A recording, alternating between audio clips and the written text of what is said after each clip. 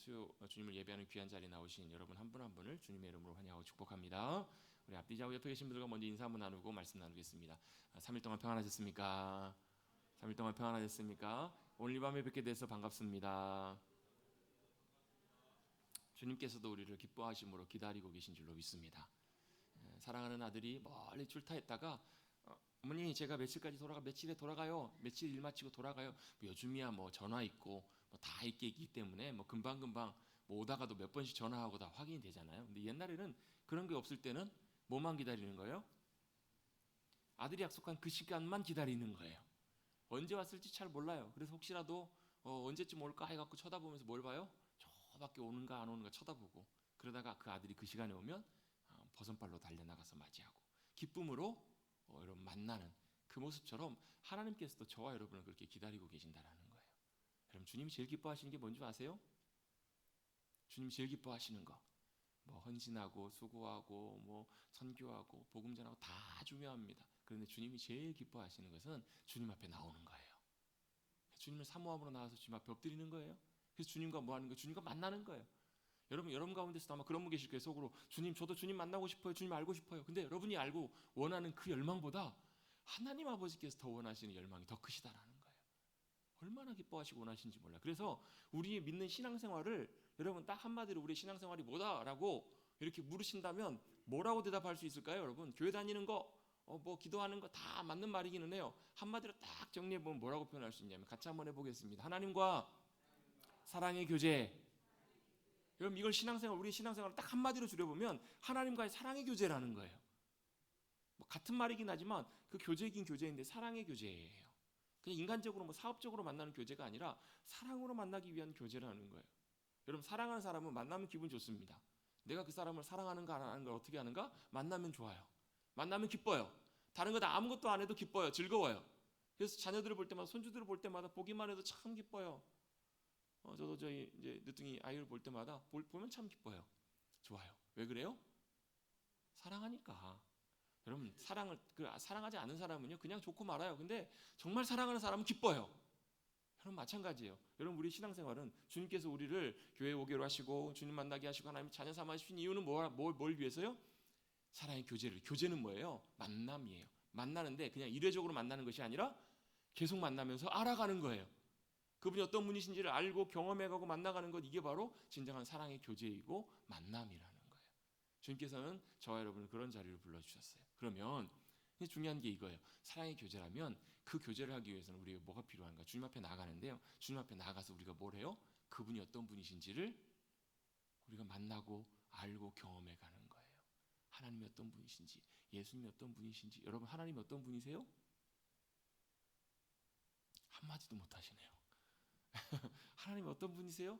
여러분 하나님 어떤 분이세요 하면 참 할 말이 많아요. 여러분 하나님은 나의 아버지 되시고 나를 사랑하시고 하나님은 좋으신 아버지시고 좋으신 하나님이시고 전능하신 분이시고 창조주이시고 늘 우리와 함께 하시고 우리 앞에 모든 것들을 준비하시고 예비하신 하나님이시고 신실하신 하나님이시며 전능하신 하나님이셔서 불가능한 일이 없으신 분이시고 바다를 가르시는 분이시고 하늘의 만나로 채우시는 분이시고. 여러분 성경에 보면 하나님 어떤 분이신지가 얼마나 많이 나와요. 그걸 알고 경험하고 어떻게 해요? 저와 여러분의 삶 속에서 하나님을 경험하고 누리게 되면 그 고백이 저와 여러분의 고백이 돼요. 내가 만나봤더니 그 진짜더라. 내가 만나봤더니 그분 진짜더라. 여러분 이렇게 고백할 수 있게 되는 거예요. 하나님 이런 분이세요. 여러분 예수님은 어떤 분이세요? 누군가가 아니죠 교회 다니시죠? 예수님은 교회 다니면 예수 그리스도 하는데 예수님은 누구세요? 라고 물으시면 여러분 뭐라고 대답하시겠어요? 다 이렇게 질문을 드리면 고개를 다 밑으로 성경을 보시더라고요. 성경 거기 어디 답이 나와 있죠? 예? 하나님의 아들이시다. 또 우리를 위해서 목숨까지도 피 한 방울 물 한 방울까지도 다 쏟아주시면서 우리를 위해 대신 돌아가신 분이시다. 우리의 구원자가 되신다. 또 그분은 돌아가셨지만 완전히 죽으셨지만 또한 어떤 분이세요? 부활하신 생명의 주님이시다. 사망 권세 깨뜨리시고 부활하신 주님이시다. 그래서 그 주님만이 우리의 저와 여러분의 유일한 구원자가 되신다라는 거예요. 여러분 구원자라는 말의 의미는 큰 의미에서 보면 영원한 우리의 영혼을 생명의 자리로 인도해 주신, 건져줄 수 있는 죄와 사망의 자리에서부터 우리를 건져주신 주님이실 뿐만 아니라 또 어디서부터요? 때때로 어떨 때는 절망으로부터도 우리를 구원해 주실 수 있어요. 낙심과 아무것도 보이지 않는 여러분 모든 것들이 여러분 끝나버린 것 같은 사방이 다 가로막혀 있는 것 같은 사방팔방 사면초가의 상황 속에 있는 가운데서도 누가요? 예수님이 구원자가 되신다라는 말씀은 저와 여러분을 건져내실 수 있는 분이시라는 거예요. 제가 예전에 많이 배웠던 한 목사님 그런 얘기를 하시더라고요. 그 목사님이 처음에 이제 외국에서 공부하고 들어오셔가지고 개척을 하셨는데 잘 안 돼요. 너무너무 힘들어요. 또 하나님 길 따라가려고 하다 보니까 더 어려워요. 주님이 기뻐하시는 원하시는 말씀을 진리를 전하려고 하니까 여러분 생각보다 여러분 하나님의 말씀에 진리를 전하면 사람들이 좋아할까요? 안 좋아할까요? 안 좋아해요. 사람들이 별로 관심이 없는 경우들이 많아요. 왜요? 그게 나하고 무슨 상관이 지금 내 코가 석잔데 내 먹고 살 일이 더 바쁜데 그런 생각들을 사람들이 더 많이 갖고 있거든요. 참 쉽지가 않으셨나 봐요. 그래서 이제 교회를 사역을 하시다가 교회를 옮겼는데 또 거기는 또 완전 지하예요. 불 안 켜면 밤인지 낮인지 모르는 그런 지하 있잖아요. 하루 종일 그냥 지하만 있으면 모르는 거예요. 그런 곳에서 있는데 그곳에서 하나님께서 상당히 많은 어려운 일들을 통해서 이제 다루시고 훈련하시고 준비시켜 가시는데 그때 이제 그 목사님 표현이 마치 그러시는 것 같더라고요. 하나님께서 지하에다 가다 놓고 그냥 발로 꽉꽉꽉 밟으시는 것 같더라고. 여러분 어떤 느낌인지 아시죠? 이렇게 갇혀 있는데 뭐 위에서 밟아 누우시는 것 같은 막 그런 이제 시간들을 많이 보내시는데 그걸 보내시다가 그런 이제 생각이 드시더라는 거예요. 한 번은 앞을 봐도 정말 커튼이 가려진 것처럼 보이고 뒤를 봐도 답이 없고 뭐 문제가 생겼는데 앞뒤 좌우 어디를 봐도 돌파구가 안 보이더라는 거예요. 근데 그때 하나님께서 깨닫게 해주신 은혜가 있었는데 그게 뭐냐면 사방이 다 가로막힌 것처럼 보일 때 오히려 다 그 목사님이 뭘 하셨냐면 사방에 커튼을 다 내리셨대요. 어설프게 아무리 봐도 답이 안 보여요. 다 답답해. 여기를 봐도 문제가 있고 이 사람을 쳐다봐도 갈등이 있고 문제가 있고 뒤를 봐도 도망갈 길도 보이지도 않고 그걸 어떻게 했냐면 일부러 사방에 다 커튼을 다 내리셨대요. 여러분 사방에 커튼을 내린단 말이 여러분 다 모든 걸 차단하는 거예요. 다 차단하니까 뭐만 보여요? 위밖에 안 보이더라는 거예요. 사방에 커튼을 다 내리고 그때는 뭐 했냐면 다른 거 보지 않고 다른 거 생각하지 않고 주님만 기다리셨다라는 거예요. 주님만 보셨다라는 거예요. 왜요? 그 상황 속에서 하나님께서 뭘 깨닫게 하시고 경험하기를 원하셨는가? 여러분 이스라엘 백성들을 하나님께서 능력의 팔로 그들을 건져내시잖아요. 구원하시잖아요. 얼마나 놀라워요. 감격스러워요. 처음에는 물이 피가 바뀌는 재앙부터 시작해가지고 나중에는 어때요? 애굽에 온 집안에 통곡 소리가 울음소리가 없는 집이 한 집도 없게끔 하나님께서 온 집의 장자들을 다 죽여버리십니다. 그 당시 장자라는 것은 그 집을 의미하는 거예요. 장자가 죽임을 당했다는 말은 그 집이 이미 다 죽었다는 말이에요. 무너졌다는 말이에요. 하나님께서 능력의 팔로 애굽을 다 쓸어버리신 거예요. 그 과정 속에서 보면 막 정말 하나님 대단하신 분으로 역사하시죠. 막 흑암을 가득하게 하시고 메뚜기를 보내셔서 다 없애버리시고 우박을 떨어지게 하시고 지금도 보면 막 천재지변 일어나면 여러분 우리 막 뭐 깜짝깜짝 놀라잖아요. 여러분 얼마나 무서워요. 근데 그걸 온 땅 애굽 땅에 다 부시면서 어디만요? 고센 땅만 딱 지키신 거예요. 이스라엘 백성들만 딱 지키신 다음에 바로 왕과 애굽에서 두 손 두 발 다 들 때까지 하나님께서 그들을 완전히 무너뜨리세요. 그리고 의기양양하면서 승리가 오는데 전리품까지 다 얻어서 애굽에서 나오게 하세요. 얼마나 여러분 이스라엘 백성들이 당당했겠어요. 대단했겠어요. 근데 그들 하나님께서 어디로 바로 인도하시냐면 광야로 인도하시고 홍해 앞으로 딱 인도하세요. 홍해 앞에 딱 섰더니 어떤 생각이 들어요? 앞으로는 이제 바다 때문에 갈 길이 없네요. 뒤에 앞뒤 좌우에서는 뭐가 쫓아와요? 애굽의 맹렬한 군대가 쫓아와요. 장자가 다 죽었어요. 자식을 잃은 여러분 그 군대들이 지금 이스라엘을 다 잡아 죽이고 화풀이를 하려고 지금 쫓아오고 있어요. 얼마나 맹렬하게 쫓아와요. 앞을 봐도 보이지 않아요. 뒤를 봐도 길이 안 보여요. 도망갈 데도 없어요. 어떻게 해요? 그 상황 속에서 원망하고 불평밖에 안 나오더라는 거예요. 막 원망하고 불평할 때 하나님께서 모세를 통해서 말씀하십니다. 너희는 가만히 있어서 주가 하나님 됨을 볼지어다. 내가 너희 가운데 오늘 행하는 그 일을 너희가 보라. 왜 그렇게 하나님께서 그곳으로 인도하셨을까? 왜 그렇게 주님께서 그런 빠져나올 수도 없는 그곳으로 사면초가 같은 상황으로 인도하셨을까? 그곳 가운데 역사하실 주님이 우리 하나님이심을 경험하게 해주시기 위해서. 할렐루야. 그걸 여러분 우리의 삶에서 경험하도록 주님께서 불러가신다는 거예요.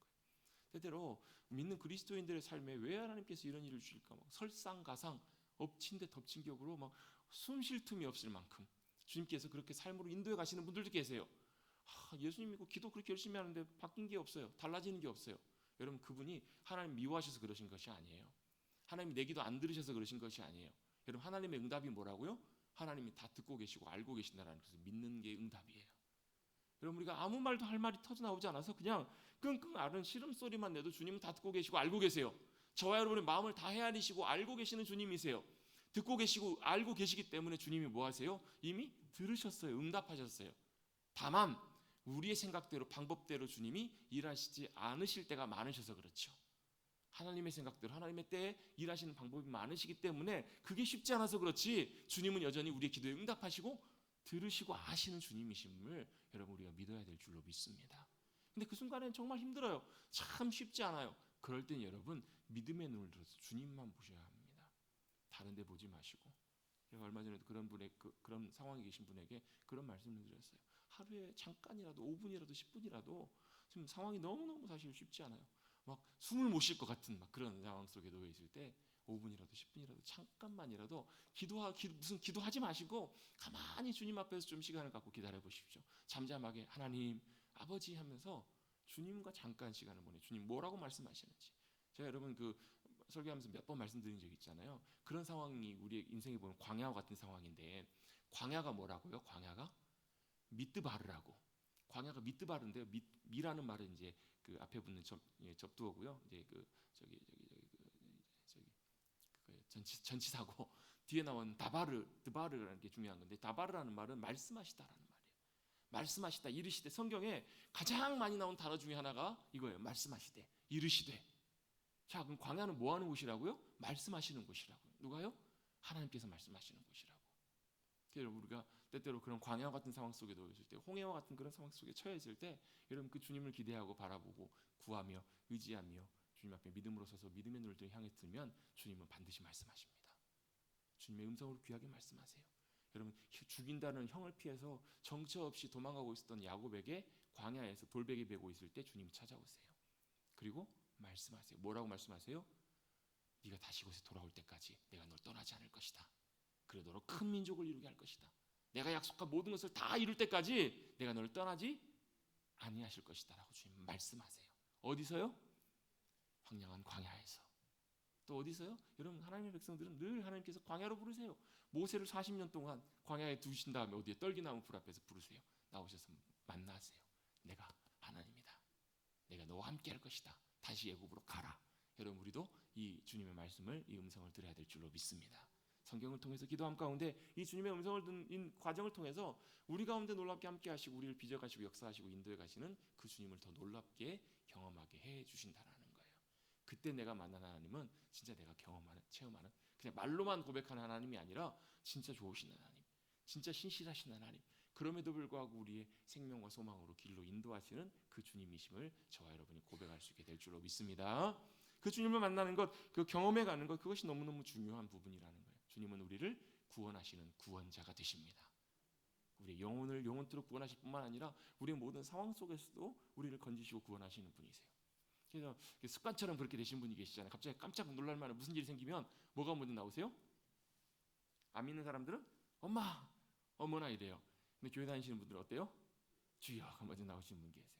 습관적으로 나오는 것은 별 의미가 없겠지만 그 매 순간순간마다 주님이 함께 하신 것, 도우심을 우리가 구하는 것이 삶이 되고 그것이 우리의 삶에 잘 훈련되고 갖춰지고 준비되면 여러분 그 삶의 자리에서도 우리를 구원하시는 구원자 그 주님을 믿음 가운데 붙잡고 의지하게 될 줄로 믿습니다. 그렇게 믿음으로 사시다가 주님 부르시면 어떻게 해요? 아멘. 주님이 내 구원이 되십니다. 주님 내 영혼을 책임지십니다. 내 영혼을 주님의 손에 의탁합니다.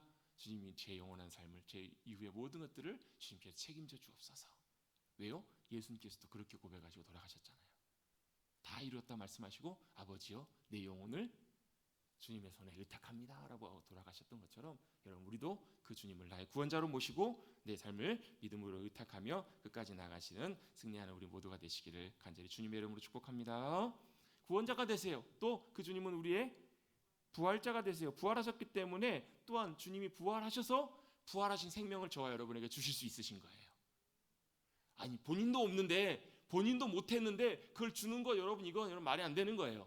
본인이 알고 경험하셨기 때문에 그것을 우리에게 주실 수 있는 거예요. 또 부활하시고 살아나셨기 때문에 그 주님이 하신 말씀과 약속이 여전히 유효해요. 그 주님 살아계시는 분이시기 때문에, 여전히 역사하시는 분이시기 때문에 저와 여러분에게 하셨던 그 말씀과 약속이 여전히 유효하다라는 거예요. 그리고 이제 우리 지난 시간에 마지막으로 나눴던 부분이 뭐냐면 예수님이 이 땅에 무엇으로 오셨는가? 사람의 아들로 오셨다라는 거예요. 마리아를 통해서 태어난 인자로. 인자라는 말은 사람 인자, 놈자자를 써요.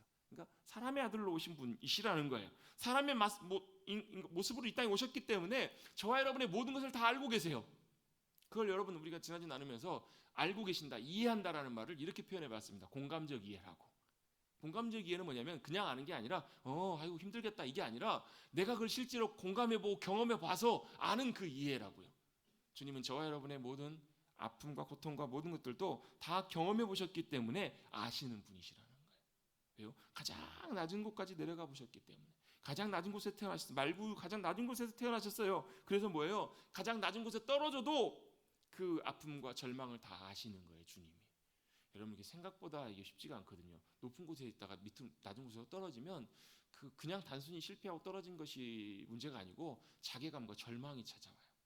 여러분 자기 절망, 자기 스스로에 대해서 절망하고 낙심하기 시작하면 요즘 표현이 쓰잖아요. 원래 그 말은 있는 말은 아니에요. 근데 자존감이라는 말을 쓰잖아요. 자존감이 쭉 떨어지면 여러분 어떻게 돼요? 살고 싶은 맛이 없어요. 살 의욕이 떨어져요. 그걸 여러분 그런 상태에서 병원 가면 병원에서 뭐라고 하는 줄 아세요? 우울증이라고 해요. 우울증이 그냥 단순히 우울해지고 이것만 말하는 것이 아니라 자기 자신에 대해서 너무너무 절망하는 거예요. 낙심하는 거예요. 좀 다른 편으로 보면 내가 이거밖에 안 돼? 또 한편으로 보면 내 상황 속에서 내 모습과 내 처지가 너무너무 처량한 거예요. 너무너무 답이 없는 거예요. 그런데 여러분 그 순간에도 거기에도 누가 계실 수 있냐면 주님이 함께하고 계실 수 있다라는 거예요. 왜요? 이 땅에 오실 때 주님은 의도적으로 가장 낮은 곳, 가장 추하고 냄새나고 더러운 곳까지 오셨기 때문에 그래요. 태어난 아기가 여러분 아무리 놓일 곳이 없다 그래도 그렇지 말구 위에 이렇게 태어난다는 것은 여러분 그 쉬운 부분이 아니에요. 가장 낮은 곳까지 내려오셔서 우리의 모든 것을 함께 경험하시고 아파하시고 아시기 위해서 오신 분이 바로 주님이세요. 또한 동시에 주님은 인자로 오셨을 뿐만 아니라 또 어떻게 오셨냐면요. 하늘 보좌에 계신 주님이셨기 때문에 뭘 하시냐면 가장 낮은 곳에 있는 이들도 아시고요. 가장 높은 곳에 있는 사람들의 마음도 알아요. 대통령은 누가 알아요? 대통령이 대부분 사람이 안다고. 사장의 마음은 누가 알아요? 사장만 알아요. 이 책을 썼던 목사님도 그런 고백을 하시더라고요. 목사님 원래 이제 목회하시기 전에 사업을 하셨었는데 출판업을 하시다가 사업이 굉장히 어려워지게 되면서 이제 폐업을 하셔야 되는 상황이 된 거예요. 여러분 폐업하면 그냥 문 닫으면 되는 걸로 생각하잖아요. 그냥 뭐 문 닫고 그냥 직장들 일하는 직원들 다 그냥 우리 회사 문 닫았으니까 그냥 알아서 살기 가세요. 수고했습니다. 이렇게 하면 될 것 같은데 사실 법적으로 따지면 그 과정이 굉장히 복잡하잖아요. 마무리해야 될 것들이 굉장히 많아요. 다 처리해야 되고 임금 같은 경우에도 다 해결해야 되고 요즘이야 뭐 고용보험 뭐 이런 것들이 잘 돼 있지만 뭐 법적으로 하면 해결해야 될 것들이 굉장히 많아요. 그래서 이제는 사업을 정리해야 될 때구나. 너무 어렵다. 그렇게 마음을 먹고 정리하시는데 이 목사님이 1년 2년이 걸리셨대요. 근데 이 1년 2년 동안에 그 당시에 뭐 벌써 한 40년 가까이 전 일인데 그때 정리하시면서도요. 본인 자비와 사비가 아무것도 하나도 못 건지고 그 추가로 1억 2억이 더 들어가셨다는 거예요. 그걸로 다 퇴직금 다 주고 뭐 이렇게 다 정리하고 마무리하는 데까지. 그러니까 사실 본인 마음으로는 얼마나 또 사실 속이 쓰리고 아프시겠어요, 여러분. 그 당시 1, 2억이면 지금으로 치면 뭐 사실 굉장히 큰 돈이잖아요. 얼마나 그랬겠어요. 근데 모든 직원들 같이 일했던 직원들이 다 마무리를 하는데 그 중에 이제 한 직원이 그 목사님 사장이실 때 굉장히 좀 아꼈던 직원이 있으셨나 봐요. 굉장히 좀 아끼고 그래서 막 뒷바라지도 해주고 야간에 공부할 때 막 학비도 좀 대신 좀 내주시고 굉장히 성실하게 잘했던 사람이에요. 잘 목사님이 챙겨줬던 사람이에요. 근데 이제 회사가 다 이제 망하게 되고 회사를 다 정리를 하고 다 이제 인사를 하고 마무리하는데 한 사람이 유독 그 사장님을 그 목사님을 그렇게 비난하고 직접 찾아와 가지고 막 막말을 해대면서 막 이렇게 난동을 피우더라는 거예요. 누가 그랬을까요? 그 사람이 그런 거예요. 그 젊은 그 직원이 그렇게 목사님이 잘해주고 했던 직원이 막 그랬던 거예요. 왜 그랬을까요? 왜 그랬을까요? 잘해줘서 아까워서 원래 심성이 그래서 그걸 몰랐던 거예요. 그 사장의 마음을 전혀 그 직원은 이해할 수가 없었던 거예요. 여러분 이제 직장 다니다 그만두신 분들도 참 힘드시겠지만 그 사장님의 마음은 여러분 정말 사실은 쉽지 않았겠잖아요. 자기 돈 뭐 적지 않은 돈 다 하면서 정리하는 그 마음이 여러분 얼마나 그랬겠어요. 그 마음을 모르면 뭐밖에 안 보여요? 자기 입장밖에 안 보이는 거예요. 그 자리는 사장의 마음은 사장밖에 이해하기가 어려워요. 그 자리를 경험해 본 사람만 헤아리고 알 수 있다는 거예요. 그런데 예수님께서는요 하나님의 아들이셨잖아요. 하늘 보좌에 계셨던 분이세요. 가장 높은 보좌에 계셨던 분이시기 때문에 뭘 알아요? 가장 높은 자리에 있는 이들도 헤아릴 수 있고 알고 그들의 모든 것들도 다 아시는 주님이시라는 거예요. 이 땅에 오실 때 여러분 가장 낮고 가장 고통당하고 어려움 당하는 이들뿐만 아니라 가장 높은 곳에 있는 모든 이들도 다 헤아릴 수 있는 분이 바로 주님이시라는 거예요. 그래서 예수님의 또 다른 별명이 뭐예요? 다른 이름이 뭐예요? 같이 한번 해보겠습니다. 임마누엘이라는 거예요. 자, 예수님 구원자세요. 예수님 부활하신 분이세요. 예수님은 인자로 이 땅에 오셨어요. 사람의 아들로 오셨지만 또한 동시에 하나님의 아들이세요. 그래서 예수님이 어떤 분으로 우리 가운데 역사하시는가? 아들을 낳은 이름을 임마누엘이라리라. 선지자들이 예언한 바처럼 뭐라고 주님께서 말씀하시냐면 그 이름을 임마누엘이라 하리라고 주님께서 말씀하세요. 이를 번역한즉 하나님이 우리와 함께 계시다라고 이렇게 설명하고 있어요. 자, 임이라는 말이 함께예요. 마누라는 말은 우리와예요. 엘은 하나님이에요. 하나님이 우리와 함께 하시다. 저는 이 임마누엘의 의미를 깨달았을 때 사실 저는 굉장히 좀 충격을 받았어요. 하나님 저 위에 계신 분이신 줄 알았는데, 하나님은 우리를 사랑하시는 분이신데 저기 계신 분이신 줄 알았는데 하나님이 임마누엘이시래요. 우리와 함께 하시는 주님이시래. 하나님이시래요. 하나님이 어떻게 저와 여러분과 함께 하시냐고요. 안 그러세요, 여러분? 여러분 댁에, 여러분 가정에 여러분 어떤 분이 여러분 방문하시기로 약속을 했어요. 근데 그분이 막 어마어마한 분이세요. 막 대단한 분이세요. 혹시라도 대통령이 저와 여러분의 집을 방문한다? 그럼 여러분 어떻게 하실래요? 다른 데 가세요. 어떻게 우리 집에 모십니까? 도저히 안 됩니다. 부끄럽습니다. 참 그럴 부분이잖아요. 근데 어떻게 그분이 오시냐고. 하나님께서 어떻게 오시냐고요. 그분이 오시기 위해서 임마누엘이 이 땅에 오셨다라는 거예요. 하나님이 우리와 함께 하신다. 하나님이 우리와 함께 하신다라는 말은 하나님께서 예수님을 통해서 함께 하신다라는 의미가 돼요. 예수님 이 땅에 오시면서 우리 아까 요한일서 말씀 읽었던 것처럼 원래 계셨던 분, 천지를 만드실 때부터 말씀으로 계셨던 그분이 우리 가운데 오셔서 어떻게 해요? 우리가 그분을 듣고 눈으로 봤고 우리의 손으로 만질 수 있게 주님께서 사람의 모습으로 오셨다라는 거예요. 이것도 참 놀라운 일이에요. 하나님을 우리가 어떻게 만나요? 하나님 그분을 우리가 어떻게 알아요? 알 수가 없잖아요. 그래서 어떻게 해요? 그분이 우리 가운데 오신 거예요. 근데 하나님으로 오시면 우리가 알아들을 수가 없기 때문에 알아볼 수가 없으니까 우리와 똑같은 인간의 모습으로 오신 분이 바로 예수님이시잖아요. 똑같이 만나고 식사하고 대화하고 같이 만나기도 하고 품에 안기기도 하고 주님께서 만져주시기도 하시고 똑같이 우리 가운데 인간의 모습으로 우리 가운데 오셔서 하나님 그분이 나타나신 분이 바로 예수 그리스도 그분이시라는 거예요. 그분이 오셔서 참된 생명을 우리 가운데 주셨고 그분을 통해서 그분이 이 땅에 오신 이유가 하나님 아버지와 아들 예수 그리스도와 더불어 교제하도록 우리 가운데 만나는 그 기쁨을 주시기 위해서 이 땅에 오셨다라는 거예요. 그래서 하나님 그분이 우리 가운데 예수님을 통해서 오셨다라는 의미가 임마누엘이기도 하고요. 또한 또 다른 의미가 있다면 바로 예수님 그분이 어떤 분이시라고요? 하나님이시라고요. 하나님은 우리 가운데 오신 분이 바로 임마누엘이신데 예수님이 오셨음에도 불구하고 예수님 그분도 어떤 분이시냐면 하나님이시라는 거예요. 자, 예수님은 이 땅에 참 인간의 모습으로 오셨다라고 말씀을 나눴죠. 근데 또한 동시에 그분이 누구시라고요? 방금은 하나님의 아들이라고 했다가 또 하나님이시다. 이게 여러분 말이 안 되는 의미처럼 느껴질 수도 있는데요. 이런 거예요. 여러분 사람이 사람을 낳으면 자식을 낳으면 자식이 뭐예요? 자식도 사람이에요. 개가 새끼를 낳으면 욕 아닙니다, 여러분. 개 새끼예요, 그냥. 개가 개를 낳으면 당연히 개가 나와요.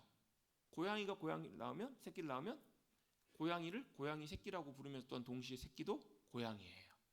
자, 사람이 자녀를 낳으면 사람이지 사람이 아닌 게 아닌 것처럼 하나님의 아들이신 그분도 하나님으로부터 나오신 그분도 하나님의 아들이시기 때문에 또한 동시에 뭐예요? 하나님이시라는 거예요. 이게 여러분 말장난 같지만요. 이것도 참 중요한 의미예요. 하나님 그분의 아들이신 분이 또한 동시에 하나님이신 게 무슨 의미냐면 내가 자식을 낳았는데 나는 사람인데 이 자식이 사람이 아닐 수가 없잖아요. 사람이어야 되는 것처럼 하나님과 하나님의 아들이신 예수님도 당연히 하나님이셔야 된다는 거예요. 존재 자체가 하나님과 동일하신 그분이시라는 거예요. 하나님 그분으로 이 땅에 오셨어야만 했다는 거예요. 그게 왜 중요한 문제인가? 하나님 그분이 우리 가운데 오셔서 우리의 공감적인 이해뿐만 아니라 이해만 하시고 공감해 주시고 알아주실 뿐만 아니라 하나님 그분으로 이 땅에 오셔야 그분의 능력과 권세가 우리에게 뭘로요? 우리를 구원하실 수 있는 능력으로 오신다라는 거예요. 이해는 해줄 수 있어요. 뼈저리게 고생해보고 아파본 분이 이해는 해줘요. 병 때문에 정말 큰 병 때문에 고통받고 계신 분이 계세요. 그분에 가서 위로를 해도 위로가 안 되는데 누가 가서 위로를 하면 위로가 돼요? 겪어본 분이 가서 위로를 하면 위로가 돼요. 근데 문제는요, 위로는 될지 몰라도 병이 낫는 것은 다른 문제라는 거예요. 내가 위로받으면 내가 마음에 힘을 얻어요. 참 좋아요. 근데 여러분, 병이 낫는 것은 내가 위로해 준다고 병이 낫는 것은 아니라는 거예요. 공감해주고 위로해 주는 것은 참 귀한 부분이고 정말 중요한 부분이지만 또한 동시에 뭐가 필요해요? 병에서 낫기 위해서는 병을 낫게 할 수 있는 능력이 그 안에 있어야 된다는 거예요. 그 능력이 누구에게 있으시다고요? 하나님께 있으시다고요. 그 능력이신 하나님, 그분이 이 땅에 오신 분이 바로 예수님이시래요. 그래서 예수님이 인간의 모습으로 이 땅에 오셨지만 또한 동시에 도움을 주실 수 없는 무능한 인간과 다른 하나님의 속성과 능력을 그대로 가지신 분이 바로 예수 그리스도, 그분이시라는 거예요. 그 능력과 권세를 주님께서 주셨다라는 거예요. 그냥 공감적으로 이해하고 얼마나 힘들어, 그쵸, 주님 저 위로해 주세요, 그냥 위로하시는 데서 그치신 것이 아니라 또한 하나님이시기 때문에, 하나님이 우리와 함께 하시다, 임마누엘, 그 의미 안에 우리와 함께 하신 하나님이시기 때문에 하나님의 능력과 권세가 저와 여러분의 권세로 나타나게 될 줄로 믿습니다.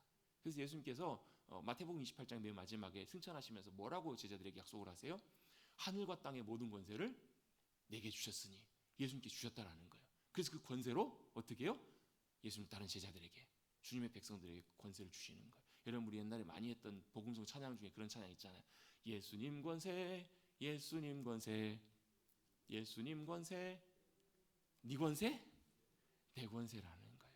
여러분, 저와 여러분이 잘나서가 아니라 그 권세와 능력을 가지신 그 주님이 임마누엘로 우리와 함께 하시기 때문에 그 주님의 권세와 능력이 저와 여러분의 권세가 될 줄로 믿습니다. 여러분, 우리가 이것만 여러분 놓치지 않고 고백하고 살아갈 수 있으면요, 세상 가운데에서 여러분 낙심하고 주저할 필요가 없어요. 여러분, 세상에 여러분 아무리 어떤 권세가, 어떤 어둠의 권세가, 사탄이 무섭게 달려들어도요, 어떻게 해요? 스탑! 멈춰! 하면 멈춰요, 안 멈춰요?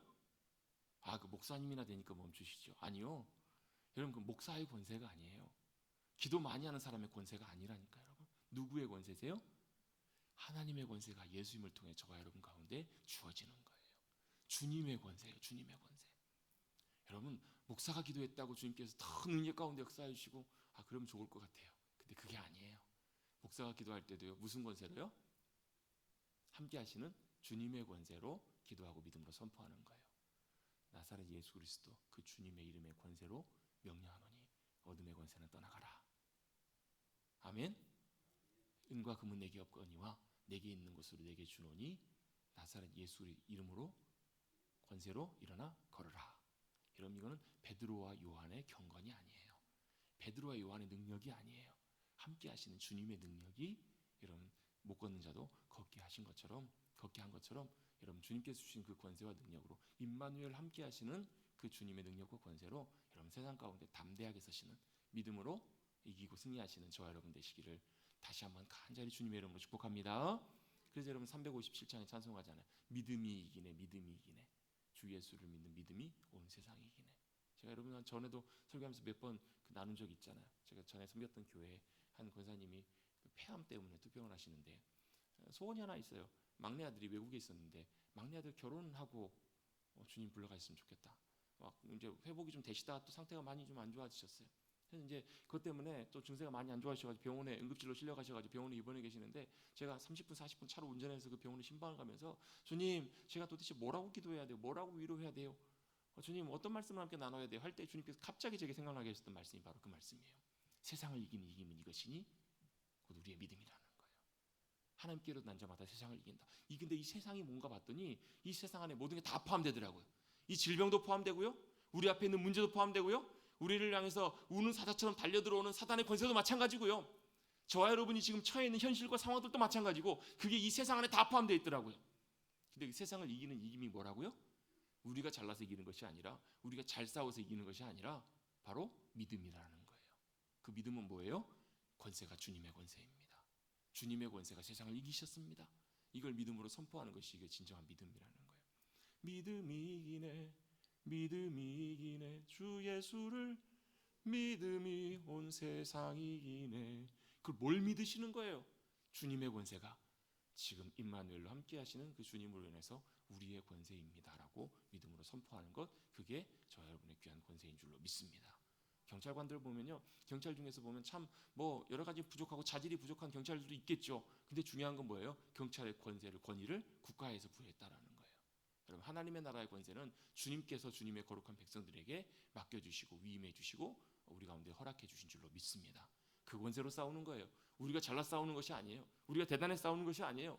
여러분 기도하면서 주님 앞에 믿음으로 말씀 앞에 주님 앞에 은혜를 의지하여 믿음으로 나가는 이유는 바로 그 권세 위에 든든하게 우리가 믿음으로 서기 위해서 주님 앞에 나가는 거예요. 그 주님의 권세가 저와 여러분의 권세로 놀랍게 승리하심으로 나타나시는 복된 저와 여러분 모두가 되시기를 간절히 주님의 이름으로 축원합니다. 바로 그 주님이 인간의 모습으로 오셨을 뿐만 아니라 참 하나님이셔야 되는 이유가 바로 그거라는 거예요. 주님은 그 능력과 권세로 우리를 건지시고 구원하시는 주님이 되셔야 되기 때문에. 또한 두 번째 이유는 그 주님이 참 인간이시면서 또한 참 하나님이셔야 되는 이유는 참 하나님이시고 온전한 분이셔야 참 하나님이셔야 죄가 없는 분으로 우리의 죄를 대속하실 수 있는 온전한 제물이 되실 수 있기 때문에 그래요. 여러분 제물은 그 당시에 죄 사함을 위해서 드리는 이제 하나님 앞에 드릴 때 나가는 제물인데 제물을 드릴 때 가장 먼저 하는 게 뭐냐면 헌제자가 손을 얹고 제물을 드린 사람이 머리에 안수합니다. 왜 안수해요? 내 죄를 전가하는 거예요. 옮기는 거예요. 그래서 이 짐승을 잡아 죽일 때마다 이 짐승의 피와 생명이 죽음이 멀림이하는 거예요.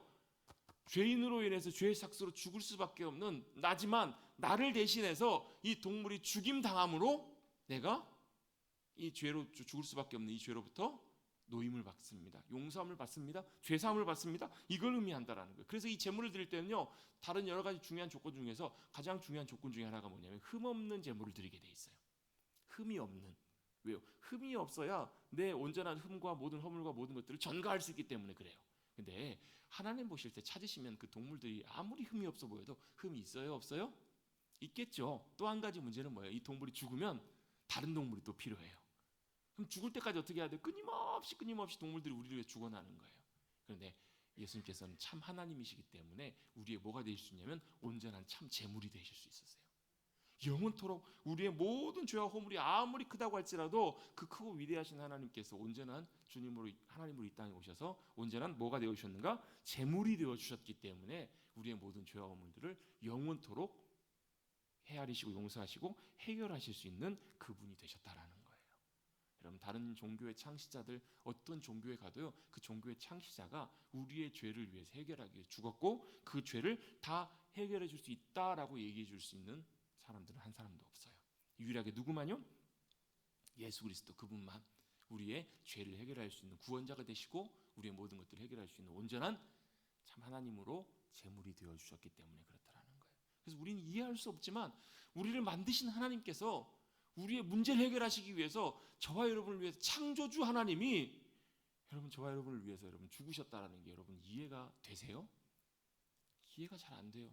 하나님이 아니 어떻게 그렇게 말도 안 되는 일을 하실 수 있으실까? 창조주 하나님이 어떻게 피조물을 위해서 죽으실 수 있으실까? 여러분 그게 말이 되세요? 창조주가 여러분 세상을 만드신 분이 세상의 피조물을 위해서 대신 여러분 죽으시고 무너지셨다? 망가지셨다? 자기 자신을 부정하셨다? 이게 여러분 말이 되는 일일까요? 말이 안 되는 일이에요. 근데 여러분 그 이유는 사랑하시기 때문에 또한 동시에 공의의 하나님이시기 때문에 그렇게 하실 수밖에 없으셨다라는 거예요. 그 주님께서 우리를 향해서 어떻게 하기를 원하시는가? 그 주님은 하나님이시기 때문에 또한 동시에 우리를 부르시고 초청하고 계세요. 여러분 잘 아시는 말씀 있죠? 마태복음 11장 28절 말씀이에요.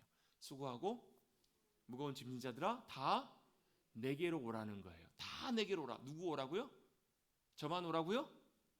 여러분만 오시라고요? 다 오시라고요. 가장 낮은 사람도 여러분 그 사람이 공감이 형성되기 위해서는 좀 처지가 좀 비슷해야 공감이 형성되잖아요. 그래서 뭐 다는 아니지만 뭐 결혼할 때도 보면 그래도 좀 어느 정도 조금 이게 맞는 사람끼리 만나서 결혼하면 조금 나은 이유가 뭐예요? 안 맞으면 결혼해서도 서로 사랑해서 결혼했는데 콩깍지가 벗겨지는 데 걸리는 시간은 얼마요? 길면 18개월.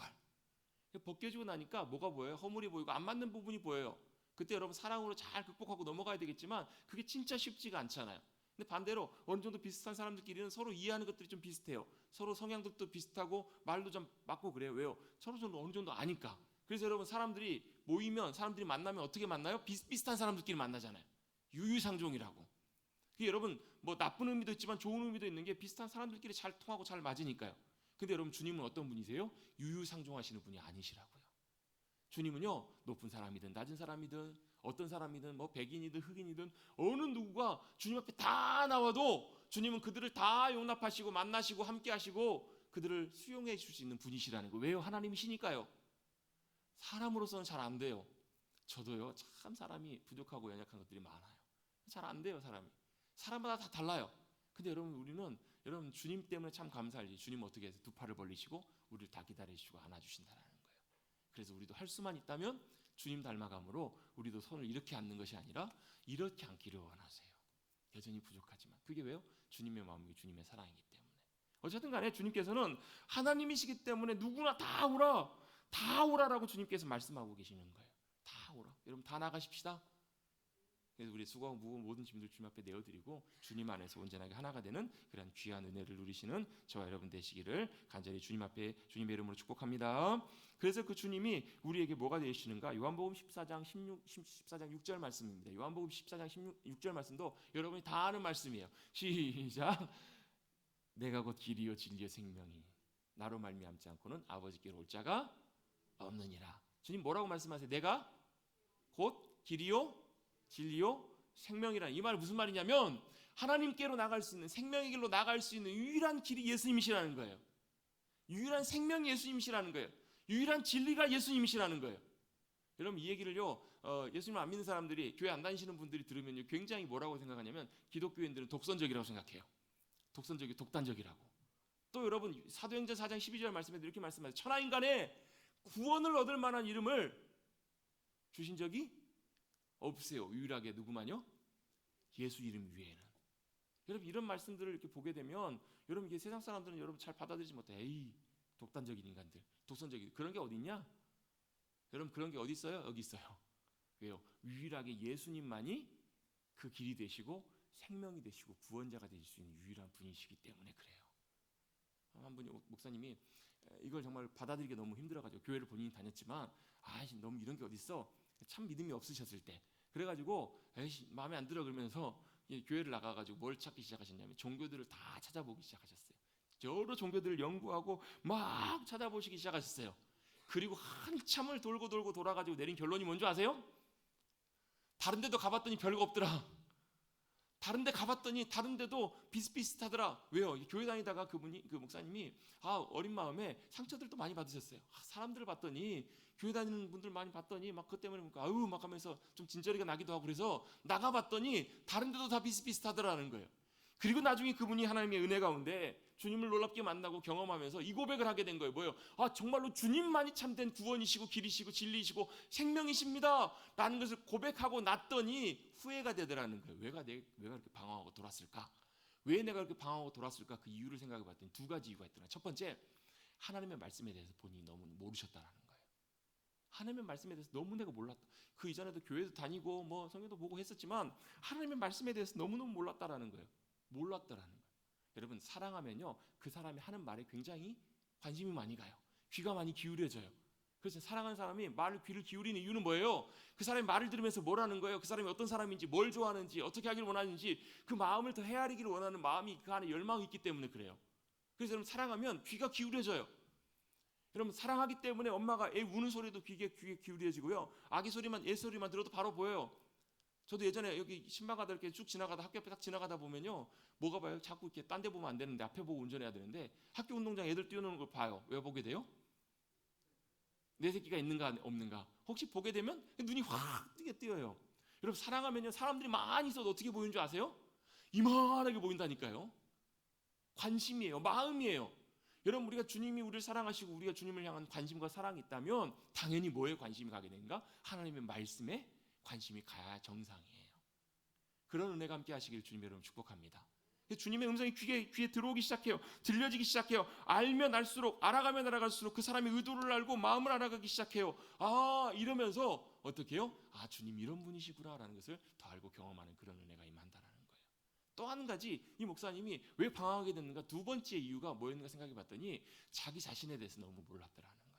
내가 어떤 존재인지를 몰랐어요. 나는 열심히 노력하고 열심히 잘하려고 하면 되는 줄 알았는데 돼요? 안 돼요? 안 돼요 여러분. 여러분 제가 목사로서 목회하면서 가장 사실 힘든 부분 중에 하나가 그거예요. 뭐냐면 우리가 우리 자신에 대해서 잘 안다고 생각하는데 잘 몰라요. 왜요? 우리 자신을 잘 알면 우리가 어떤 존재인지를 더 분명하게 알게 돼요. 우리는 우리 스스로를 어떻게 생각하냐면 제가 여러분 자주 드렸던 질문 있잖아요. 여러분 몇 점이세요? 라는 질문 있죠. 몇 점이나 되세요 하면 우리는 그래도 보통 이렇게 생각해요. 아유 그래도 한 5, 60점 되지. 조금 정말로 잘한다고 생각하시는 분들은 그래도 7, 80점 될 거야. 혹시 여러분 양심 없이 100점이라고 하시는 분 안 계시죠? 100점이라고 생각하시는 분 계시면 예배 끝나시면 저 좀 만나고 가십시오. 좀 저하고 좀 면담이 좀 필요한 분이십니다. 그럼 막 70점, 80점 아니면 50점. 근데 대부분의 경우에 많은 분들이 보면 제가 생각할 때는 많은 분들이 한 20점, 30점 이렇게 보시는 것 같아요. 그렇죠? 고개를 끄덕끄덕 안 하시는 분들은 양심이 없으신 분들이십니다. 보통 대부분 그 정도로 생각을 해요. 근데 뭐가 문제냐면 우리는 하나님 앞에서 빵점이라는 것을 받아들이고 인정하는 것을 잘 못해요. 우리가 내 자신을 안다라는 것은 십자가 앞에서 우리가 하나님 앞에서 빵점이라는 것을 고백하고 인정하는 거예요. 그 말은 무슨 말이냐면 저와 여러분이 쓸데없다 이런 의미가 아니라 하나님 앞에서 내세울 수 있는 것이 하나도 없다라는 거예요. 하나님 앞에 내세울 수 있는 것이 없는데 우리는 뭘 생각하냐면 그 발가벗겨지는 것이 싫어요. 그래서 우리는 나름대로 좀 괜찮은 모습들을 늘 항상 갖추고 꾸며요. 어떻게 해요? 도덕적으로, 윤리적으로, 사람들이 볼 때 양심적으로 이런 부분들은 이렇게 잘하려고 굉장히 많이 노력해요. 많은 경우에 교회 다니시면서도 뭐예요? 나름대로 노력하고 또 수행하고 그래서 구도의 길을 걸고 덕행을 많이 생해서 나름대로 좀 괜찮아질 거라고 나름대로 좀 좋아질 거라고 나름대로 이 모습이 좀 더 지금보다 더 나아질 거라고 생각해요. 내가 열심히 노력해서. 그래서 조금씩 어떻게 해요? 그래도 하나님 보실 때 조금 가까워질 거라고 구원에 가까워질 거라고 그렇게 생각하는 경우들이 참 많아요. 그래서 여러분 진짜 어려운 분이 어떤 분이냐면 법 없이 살 만한 분들이 진짜 어려워요. 법 없이 사는 분들, 여러분 양심에 전혀 문제 없이 살아가는 그런 분들 같은 경우 보면요, 뭘 몰라요. 자기 자신이 어떤 모습인지가 정확하게 보여지지가 않아요. 그래서 어떻게 해요? 그런 모습들이 드러나거나 비춰지면 굉장히 불쾌하고 불편하고 쉽지가 않아요. 받아들이지를 못하는 거예요. 근데 여러분 진짜 저와 여러분이 하나님 앞에서 어떤 존재인지가 깨달아지고 보여져서 하나님 앞에 내가 내세울 수 있는 것이 하나도 없는 존재이구나라는 것을 인정하고 오케이 하게 되면요, 얼마나 한편으로는요 절망하는 것이 아니라 감사한지 몰라요. 왜요? 내가 내세울 수 있는 것이 하나도 없기 때문에 100% 십자가의 하나님의 은혜가 우리에게 얼마나 필요한지가 깨달아진다라는 거예요. 내가 주님을 의지할 수밖에 없어요. 그렇구나. 내가 내세울 수 있는 것이 없구나. 그래서 뭐 하는 거예요? 정말로 주님의 도우심 없이는 한순간도 살아갈 수가 없어요. 한 번의 호흡 속에서도 내가 주님의 은혜와 도우심 없이는 살아갈 수 없는 존재예요 라는 것을 경험하고 고백하게 되면 그때 여러분 말할 수 없는 하나님의 큰 은혜와 사랑이 우리 가운데 부어져요. 왜요? 그 은혜와 사랑이 나를 붙잡아 주시기 때문에 그래요. 그 은혜와 사랑이 나를 구원해 주시고 나를 바꾸시고 인도해 주기 때문에 내가 내 스스로를 자랑하고 내세울 필요도 없어요. 왜요? 원래 그런 존재였는데 주님께서 은혜 가운데 나를 붙잡아 주시고 인도해 주셔서 그 사도 바울이 했던 유명한 고백 있잖아요. 나의 나 된 것은 하나님의 은혜로 된 것입니다. 이 고백은 여러분 무슨 고백이냐면 그냥 은혜예요 이런 게 아니에요. 사도 바울이 처절하게 나는 죄인 중에 괴수입니다. 죄인 중에 1등이라는 거예요. 그게 여러분 그냥 듣기 좋은 말로 하는 말일까요? 아니요. 주님 앞에 가까이 나가면 나갈수록 내 모습이 어떤지가 보여요. 내세울 수 있는 것도 하나도 없어요. 너덜너덜 아무것도 아니에요. 근데 진짜 감사한 게 그런 나를 주님께서 포기하지 않으시고 그런 나를 위해서 뭐 하신 거예요? 십자가를 져주신 거예요. 그런 나를 위해서 십자가에 죽으시고 내 영혼을 구원하실 뿐만 아니라 그 십자가의 능력과 권세가 지금도 저와 여러분의 능력과 권세가 되는 거예요. 때를 따라 도우시는 은혜를 얻기 위하여 나가라. 그 은혜가 뭐예요? 저와 여러분의 능력이 돼요. 저와 여러분의 소망이 돼요. 저와 여러분이 내세울 수 있는 유일한 근거가 돼요. 여러분 저와 여러분이 어떤 모습인지 저와 여러분이 어떤 존재인지를 잘 깨닫고 알게 되시기를 주님의 이름으로 축복합니다. 그래서 여러분 그걸 깨닫고 알게 되는 순간에 정말로 주님의 은혜가 필요함을 알게 되고 그 주님 앞에 믿음으로 고백하게 되는 거예요.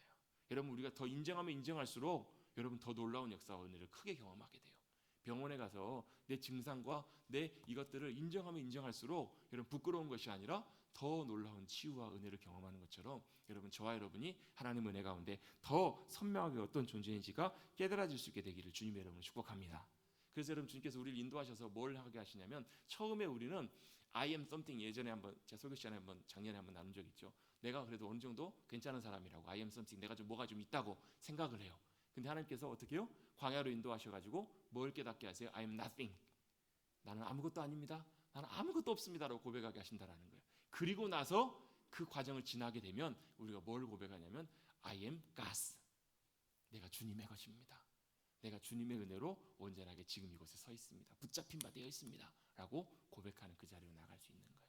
여러분 주님께서는 그걸 경험하게 하시고 고백하게 하시기 위해서 우리의 진정한 구원자가 되시고 진리가 되시고 생명이 되어 주신 줄로 믿습니다. 같이 한번 고백해 보겠습니다. 임마누엘, 하나님이 우리와 함께 하셨다.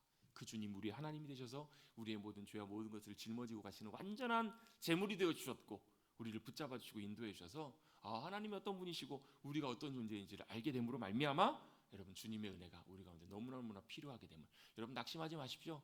여러분 범죄에 또 넘어졌다고 여러분 좌절하지 마십시오. 가슴을 찢고 주님 앞에 참여하시되 주님의 은혜를 구하시면서 주님의 은혜와 도우심 없이는 제가 죄로부터 이길 수가 없어요. 주님 이 모든 상황 속으로부터 승리할 수가 없네요. 늘 그 주님을 믿음으로 붙잡고 의지하며 나가시는 저와 여러분 우리 모두가 되시기를 간절히 주님의 이름으로 축원합니다. 아멘. 다시 한번 정리합니다. 주님은 우리의 구원자가 되셨습니다. 주님은 우리의 부활의 생명의 주님이 되어 주셨습니다. 주님은 우리에게 인자로 이 땅 가운데 우리 가운데 오셨습니다. 그래서 우리의 마음을 다 헤아리십니다. 아십니다. 그리고 거기서 그치는 것이 아니라 임마누엘, 하나님 그분이 우리 가운데 오셔서 그분의 능력과 권세가 저와 여러분의 능력과 권세가 된 줄로 믿습니다. 그 은혜를 의지하셔서 믿음 가운데 나가시는 저와 여러분 우리 모두가 되시기를 다시 한번 주님의 이름으로 축복합니다. 우리 함께 찬양하고 기도하겠습니다. 찬송가 292장 우리 함께 찬송하겠습니다.